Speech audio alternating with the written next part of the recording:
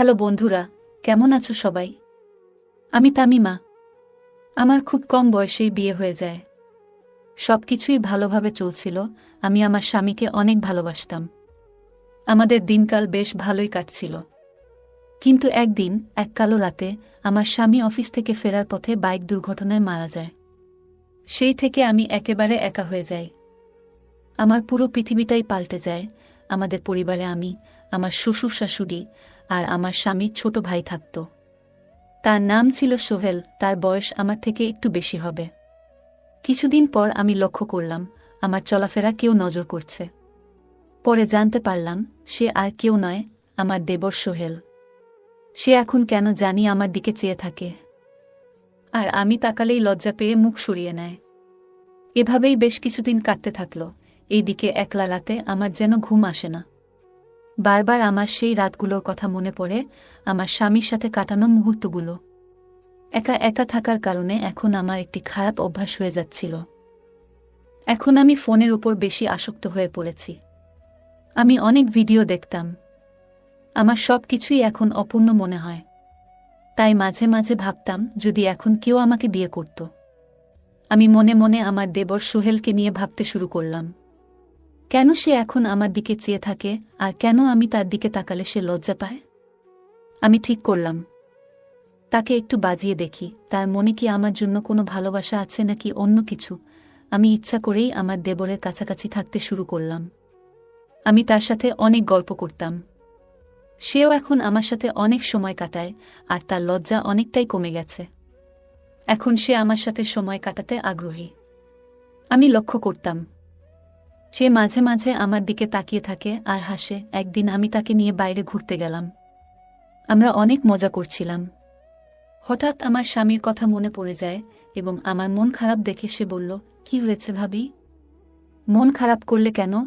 আমি তাকে কিছু বললাম না। পরে সে নিজেই বলল, ভাইয়ার কথা মনে হয়েছে বুঝি? আমি বললাম, হ্যাঁ। সে আমার হাতটি ধরে বলল, ভাবি, আমি একটা কথা তোমাকে বলতে চাই। তুমি যদি রাগ না করো তাহলে আমি বলবো। আমি বললাম, হ্যাঁ বলো। সে বলল, আমি তোমাকে অনেক ভালোবাসি। আমি তোমার এই কষ্ট থেকে মুক্তি দিতে চাই। আমি তোমার এই কষ্ট দেখতে পারি না, আমার খুব কষ্ট হয়। তার মুখ থেকে এসব শুনে আমি অবাক হয়ে যাই। আমি কিছু বললাম না, চুপ করে থাকলাম। আর মনে মনে ভাবতে লাগলাম সে কি আমাকে সত্যিই ভালোবাসে নাকি ভালোবাসার নামে ধোঁকা দেবে। কারণ আমি এখন তাকে মনে মনে ভালোবাসি, কিন্তু তাকে তা বুঝতে দিইনি। সে বলল, ভাবি চুপ করে আছো কেন, কিছু তো বলো। আমিও তাকে বললাম, আমাকে একটু সময় দেও, তারপর আমি তোমাকে জানাবো। এই বলে আমরা বাসায় চলে আসলাম। আমি দেখলাম সোহেলের অনেক টেনশনে আছে। আমার সাথেও এখন সে ভালোভাবে কথা বলতেছে না। আমি বুঝতে পারলাম সে মনে হয় আমাকে সত্যি সত্যি ভালোবাসে। একদিন বাসায় কেউ ছিল না, শুধু আমি আর সোহেল ছিলাম। সবাই বাইরে এক অনুষ্ঠানে গিয়েছিল। আমি ভাবলাম আজকেই সুযোগ কিছু একটা করার এবং আমার মনের কথাটা তাকে বলার। আমি আমার রুমে সোহেলকে ডেকে নিয়ে আসলাম। বললাম, আমার মাথায় অনেক ব্যথা করছে, তুমি কি আমার মাথায় একটু তেল দিতে পারবে? আমার কথা শুনে সে অবাক হয়ে গেল আর তেল নিয়ে আসলো। আমি তার কোলে মাথা রাখতেই সে যেন কেমন করে উঠল। ভাবলাম মাথাটা হয়তো ঠিক জায়গায় রাখিনি। সে তেল দিতে শুরু করল, আর আমি তাকে বললাম, আমি যদি রাজি হয়ে যাই এই সম্পর্কটা কি সবাই মেনে নেবে? সে বলল, ভাবি তুমি এসব নিয়ে টেনশন করো না। যদি না মেনে নেয় তাহলে আমরা পালিয়ে বিয়ে করব। আমি বললাম, তুমি কি সত্যিই পারবে? সে বলল, একবার রাজি হয়েই তো দেখো। আমি আর কি কি পারি। তার কথা শুনে আমি একটু লজ্জা পেলাম। ভাবলাম তাহলে আমার সব অপূর্ণ চাওয়াগুলো আমি তার কাছ থেকে পূরণ করতে পারবো। আমি তাকে বললাম, হ্যাঁ সোহেল, আমিও তোমাকে ভালোবাসি। আমার এই কথা শোনা মাত্রই সে আর দেরি করতে পারল না। তার কোলে আমার মাথা রাখা ছিল, তাই সাথে সাথেই সে আমাকে অনেক শক্ত করে জড়িয়ে ধরল আর সে ভালোবাসা দেখাতে লাগল। আমি অবাক হয়ে গেলাম। আমি তাকে বললাম, থামো, এখনই কি করছো? সে আর আমার কথা না শুনেই আনন্দে আত্মহারা হয়ে পড়ে। তার এসব দেখে আমি তো অবাক হয়ে গেলাম, আর আমারও ভালো লাগতে শুরু করে। তাই আমি আর তাকে বাধা দিলাম না। অনেক দিন পর এত আনন্দে দিন কাটবে তা আমি কখনো ভাবতে পারিনি। সে আমাকে সত্যিই অনেক ভালোবাসে, তাই আমিও তাকে অনেক ভালোবাসতে শুরু করি। আস্তে আস্তে যত দিন যাচ্ছে আমাদের ভালোবাসা আরও বেড়ে যাচ্ছে। সে আমাকে অনেকটাই সময় দিত এবং সবার চোখ ফাঁকি দিয়ে আমাকে ভালোবাসত। আমাদের ভালোবাসার সম্পর্কটা এখনও কাউকে জানানো হয়নি, তাই আমরা এখনও লুকিয়ে লুকিয়ে প্রেম করতাম। এখন আর আগের মতো খারাপ লাগতো না, কারণ আমার মন খারাপ হলেই সে আমাকে বাইরে ঘুরতে নিয়ে যেত বা বিকেল বেলায় পার্কে নিয়ে যেত। আমরা অনেক গল্প করতাম এবং সে আমাকে ভালোবাসত। এতে আমার মন ভালো হয়ে যেত। এভাবেই আমাদের দিন কাটতে থাকে। আমরা একে অপরের সাথে অনেক ঘনিষ্ঠ সময় কাটাচ্ছিলাম। একদিন আমি তাকে বললাম, এভাবে লুকিয়ে লুকিয়ে আর কতদিন আমাকে ভালোবাসবে? এবার ঘরের বউ করে নিলে তো হয়। আমার কথা শুনে সে অনেক খুশি হয়ে যায়। তখনই বলল, চলো এখনই বিয়ে করে আসি। আমার কোনো সমস্যা নেই, কারণ এখন তো আমি একটা ছোট জব করি। আমাদের দুজনের দিন কেটে যাবে। তার কয়েকদিন পর আমরা কাউকে না জানিয়ে বিয়ে করে ফেলি। পরে সে বাড়িতে জানায়। সবাই এই খবর শুনে অবাক হয়ে যায়। আমার শ্বশুর খুব ভালো মনের মানুষ ছিলেন। তিনি আমার কথা অনেক ভাবতেন, কারণ তার বড় ছেলে মারা যাওয়ার পর থেকেই তিনি আমাকে নিয়ে খুব টেনশনে থাকতেন। আমি তার ছোট ছেলেকে বিয়ে করার কারণে তিনি রাগ করেননি, বরং খুশি হয়েছিলেন। আমাদের সম্পর্কটা বাসার সবাই মেনে নেয়। আমি এখনও ভাবতে পারিনি যে সবাই এই সম্পর্কটা এত দ্রুত মেনে নেবে। আমি তো মনে মনে ভেবেছিলাম যে আমাদের হয়তো বাসা থেকে চলে যেতে হবে। যাক, এসব কিছুই হয়নি, ভালোই হয়েছে। তারপর থেকে আমি আর সোহেল সুখের সংসার শুরু করি। আমি তার অনেক যত্ন নিতাম, আর সে আমার অনেক খেয়াল রাখত এবং ভালোবাসা দিত। এটা আমার খুব ভালো লাগত। এভাবেই আমাদের দিনগুলো কাটতে থাকে। গল্পটা কেমন লাগলো জানাতে ভুলো না। তোমাদের সাথেও কি এমন কোনো ঘটনা ঘটেছে? যদি ঘটে থাকে তাহলে কমেন্টে জানাতে ভুলো না। আরও মজার মজার রোমান্টিক গল্প শুনতে চাইলে ভিডিওটি লাইক, শেয়ার এবং চ্যানেলটি সাবস্ক্রাইব করতে ভুলো না। ধন্যবাদ। কিন্তু একদিন তিনি প্রস্তাব দিলেন, আমি তোমার জন্য একজন লোকের ব্যবস্থা করব, তুমি কয়েকদিন তার সাথে থাকবে, তারপর তোমার সন্তান হবে। আমি খুব রেগে গেলাম এবং বললাম, এটা কোনো সমাধান নয়। তারপর আমি বুঝতে পারলাম তার কথা।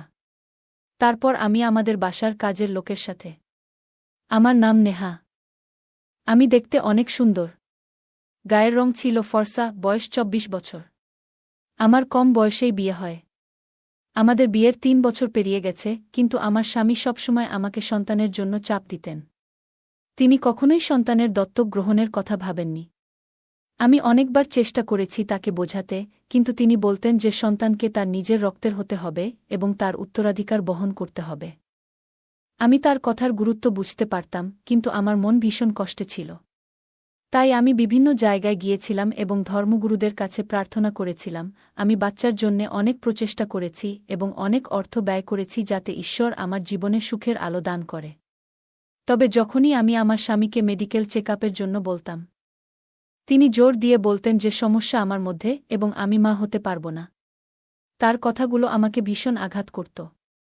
তিনি মাঝে মাঝে বলতেন যে তিনি অন্য কাউকে বিয়ে করবেন। এসব কথা শুনে আমার মন ভেঙে যেত, চোখে জল আসত। আমি ভাবতাম, কেন আমার সাথে এমন হচ্ছে? কেন ঈশ্বর আমাকে এত কঠিন পরীক্ষায় ফেলেছেন? বিয়ের আগে আমি নিজেকে মুক্ত মনে করতাম। কিন্তু বিয়ের পর থেকেই একটি সন্তানের অভাব আমার সমস্ত জীবনের সুখ নষ্ট করে দিয়েছে।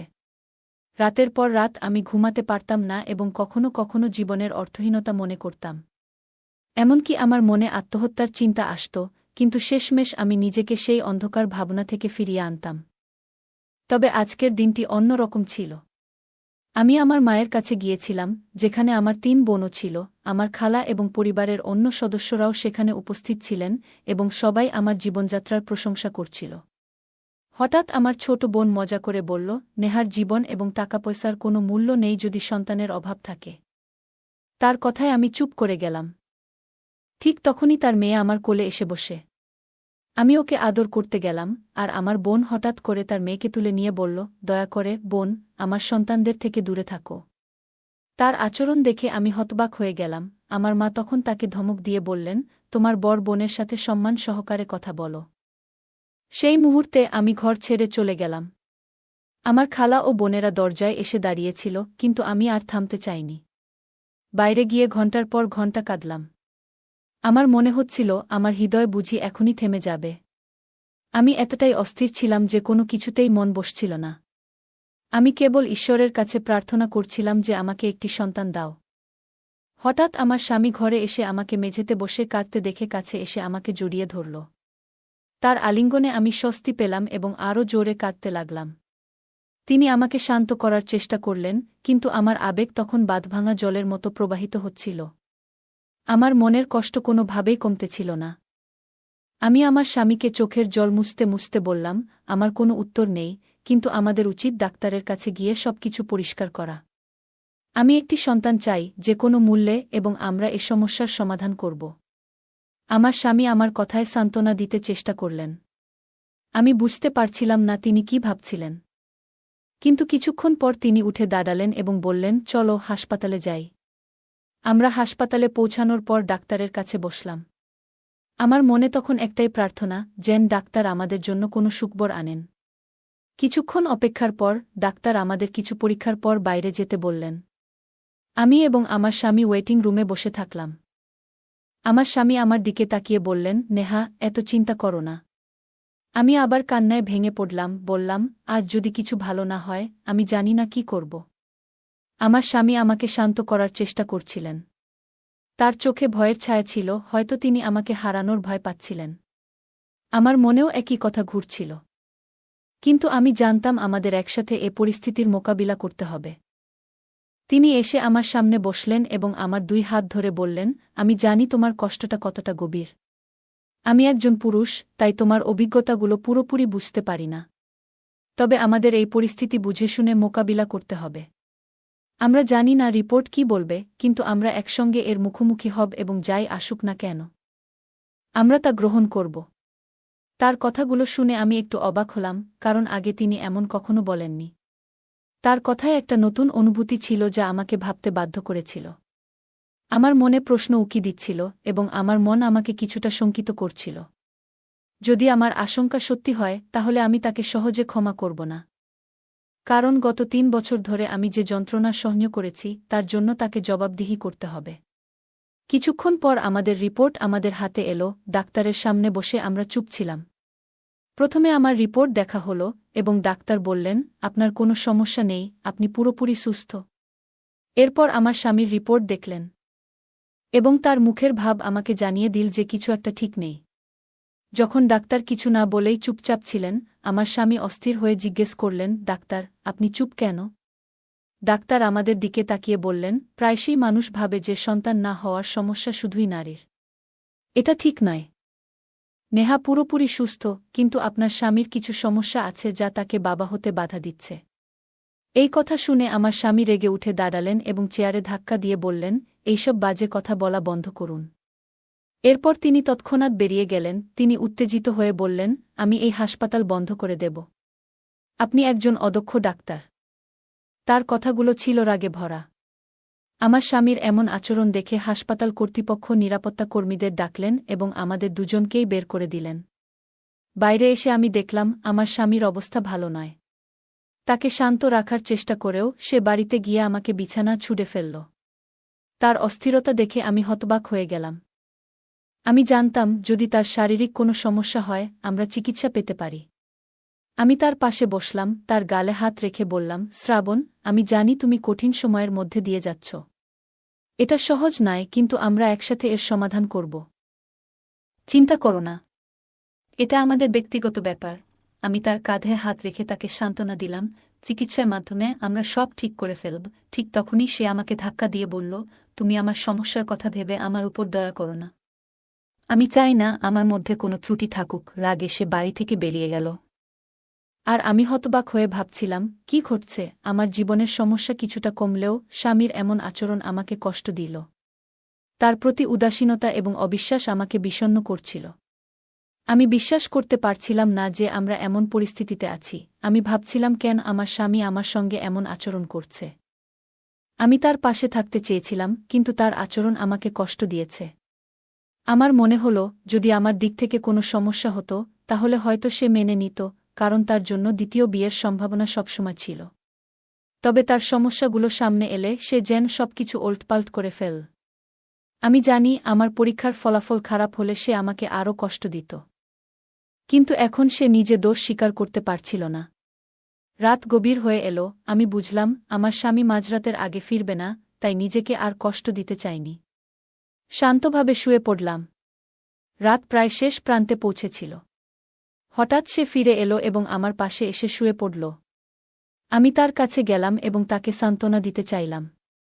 সে ধীরে ধীরে আমার কাছ থেকে দূরে সরে যেতে শুরু করেছিল, কিন্তু আমি তাকে শান্তভাবে বললাম, আমি তোমাকে বিশ্বাস করি। হয়তো ডাক্তার ভুল করছে। আমার স্বামী তখন আমার পাশে এসে বসেছিল এবং আমাদের মধ্যে সম্পর্কের স্বাভাবিক হতে থাকল। পরের দিন আমাদের জন্য আনন্দময় ছিল। সকালে ঘুম থেকে উঠেও আমি তার ভালোবাসা অনুভব করছিলাম। আমি বুঝতে পারলাম আমার কিছু ভুল ছিল না এবং সেই স্বস্তি আমার মুখে হাসি এনে দিয়েছিল। কিন্তু আমার স্বামী নানাভাবে আমাদের সম্পর্কের বিষয়ে চিন্তিত ছিল।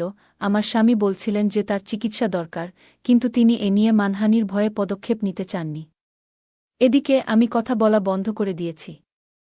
একদিন আমরা নাস্তা করতে বসেছিলাম, তখন আমার স্বামী হঠাৎ বলে উঠল, তুমি আমার জন্য অনেক মূল্যবান।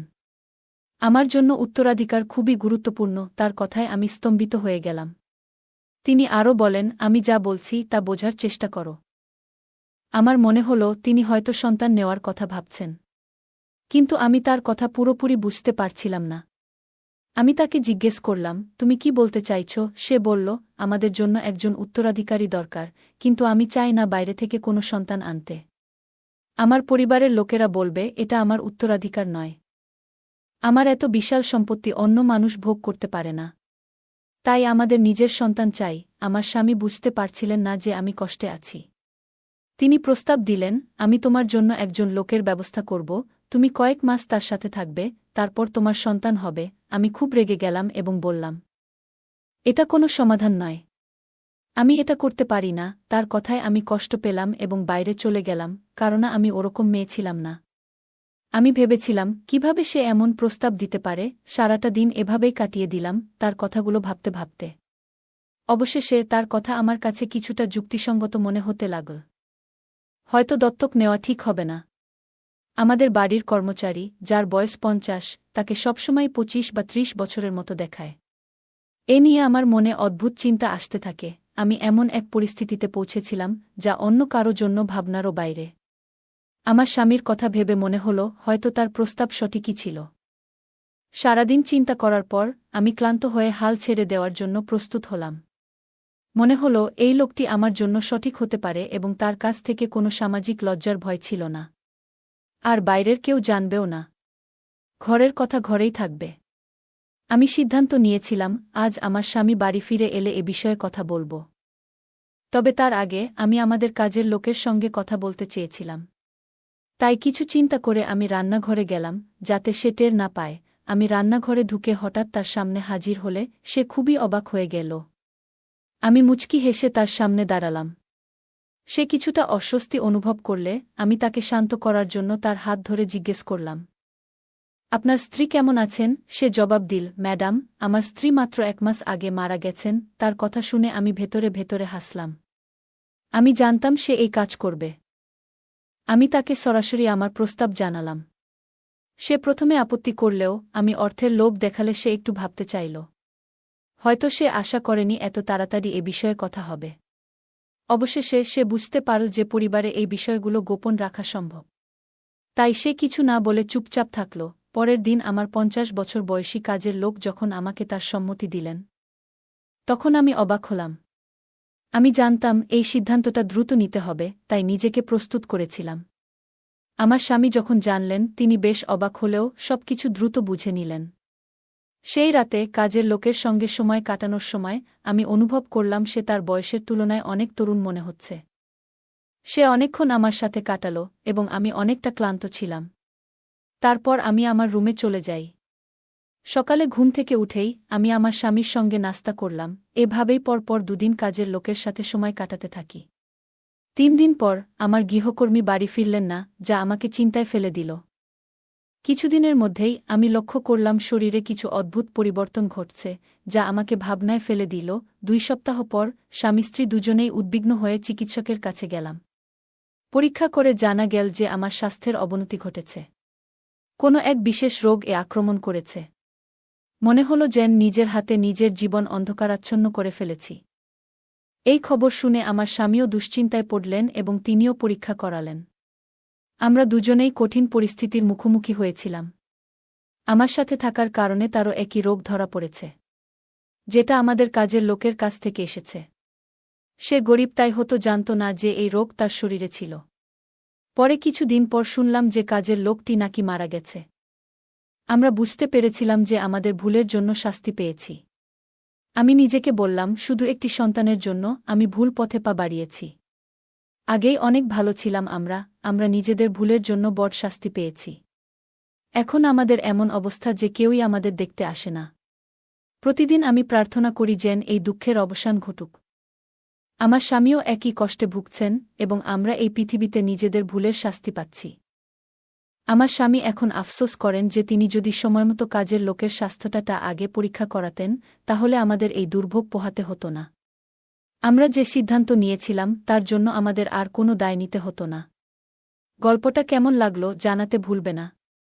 আরও মজার রোমান্টিক গল্প শুনতে চাইলে ভিডিওটি লাইক, শেয়ার এবং চ্যানেলটি সাবস্ক্রাইব করতে এবং বেল আইকনটি ক্লিক করতে ভুলবে না। ধন্যবাদ।